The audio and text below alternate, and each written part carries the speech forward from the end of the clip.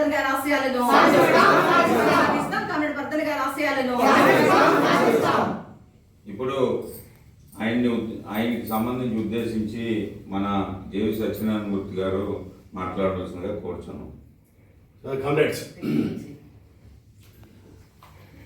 Comrade Vardhan గారు వాస్తవానికి బెంగాలీ అయితే వాళ్ళ తండ్రి గారి కాలంలో రైల్వేలోనే ఉద్యోగం చేశారు అనుకుంటాను. ఆయన నాగ్పూర్కి వాళ్ళు అక్కడ ఉద్యోగం చేస్తున్న రీత్యా ఈయన కూడా అక్కడే విద్యార్థి దశ నుంచి అక్కడి నుంచి ఏఎస్ఎఫ్లో పనిచేశారు. స్వతంత్రానికి పూర్వమే స్వతంత్ర ఉద్యమంలో కూడా ఆయన భాగస్వామ్యం ఉంది. రెండవది నాగ్పూర్ ప్రాంతంలో కార్మిక సంఘాల నిర్మాణంలో చాలా ప్రముఖమైన పాత్ర పోషించారు ఆయన. ప్రత్యేకంగా నాగ్పూర్ దగ్గర ఉన్నటువంటి రక్షణ రంగానికి సంబంధించినటువంటి పరిశ్రమలు కానివ్వండి, ఇతరత్ర ఎలక్ట్రిసిటీ, వీటన్నిటికీ కూడా ఆయన ప్రధాన కార్యదర్శిగానో లేకపోతే అధ్యక్షులుగానో ఆయన పనిచేశారు. నాగ్పూర్తోనే వెళ్ళలేని అనుబంధం ఉంది. నాగ్పూర్ నుంచి మహారాష్ట్ర శాసనసభకు కూడా ఎన్నికయ్యారు ఆయన. మహారాష్ట్ర శాసనసభకి ఎన్నికయ్యారు. నాగ్పూర్ అనేది మనందరికీ తెలుసు, ఆర్ఎస్ఎస్ యొక్క హెడ్ క్వార్టర్ అది. మరి ఆ ప్రాంతంలో కమ్యూనిస్ట్ పార్టీ తరఫున ఆయన ప్రాతినిధ్యం వహించడం, నాగ్పూర్ నుంచి పార్లమెంట్కి కూడా ఆయన పోటీ చేయడం అన్నది జరిగింది. ఇప్పుడు ఎవరైతే నితిన్ గడ్కరీ కేంద్ర ఉపరితల రవాణా శాఖ మంత్రి అంటే నీకు భవనాలు ట్రాన్స్పోర్ట్ మినిస్టర్గా ఉన్నారో, గడ్కరీ తండ్రి వర్ధన్ గారు మంచి స్నేహితుడు. గడ్కరీ మంత్రి అవ్వగానే 2014లో నేరుగా అజయ్ భవన్కి వచ్చి వర్ధన్ గారి యొక్క ఆశీస్సులు తీసుకొని వెళ్ళడం అన్నది జరిగింది. ఆయన అందరితో కూడా చాలా మంచి సంబంధాలు కలిగి ఉండేవారు. సంస్కృతంలో ఎంఏ చేశారు. ఆంగ్లం మీద కూడా మంచి పట్టు ఉంది. భగత్ సింగ్కి సంబంధించి పుస్తకాలు కూడా ఆయన రాశారు. పార్టీ నిర్మాణానికి సంబంధించి, పార్టీ సిద్ధాంతానికి సంబంధించి చాలా లోతైనటువంటి అధ్యయనం చేసినటువంటి వ్యక్తి ఆయన. ఒక విధంగా పార్టీ ఐడియాలజీ అని అంటారు, అంటే సిద్ధాంతవేత్తల్లోని భారత కమ్యూనిస్ట్ పార్టీ ఉద్యమంలో సిద్ధాంతవేత్తల్లో ఒకరిగా ఆయన పేరెనిక గన్నారు. తర్వాత కాలంలో హరికిషన్ సింగ్ సూర్జిత్ మరణాంతరం ఈ దేశంలో వామపక్ష ఉద్యమానికి అంత సీనియర్ నాయకుడు ఈయనే.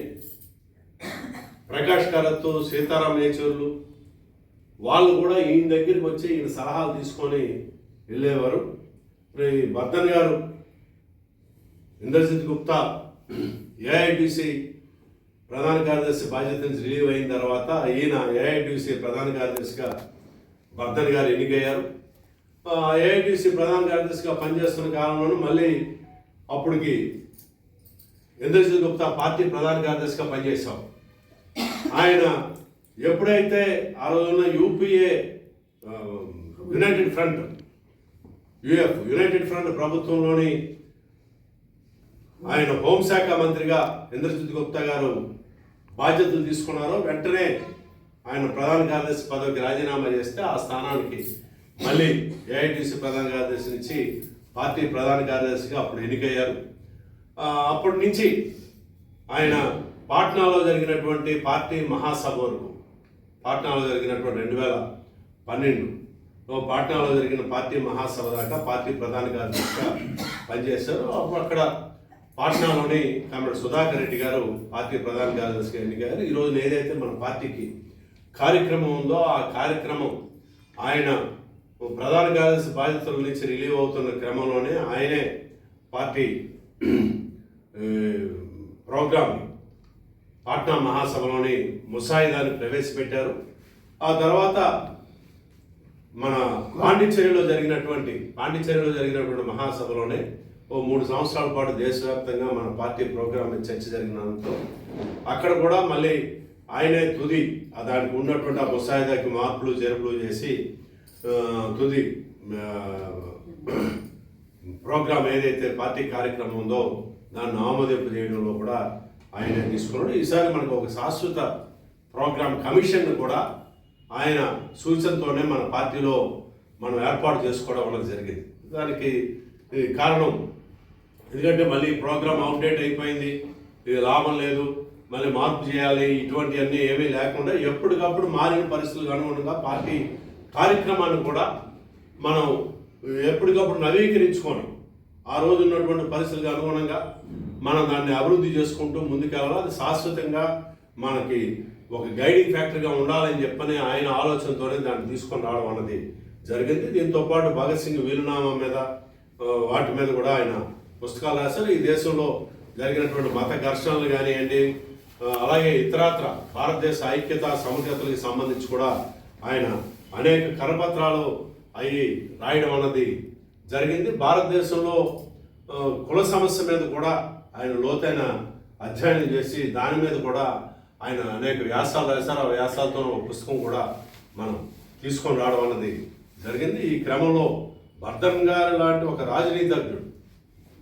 ఆయన అన్ని పార్టీల నుంచి గుర్తింపుబడి లేకపోతే గౌరవించబడినటువంటి గొప్ప వ్యక్తి.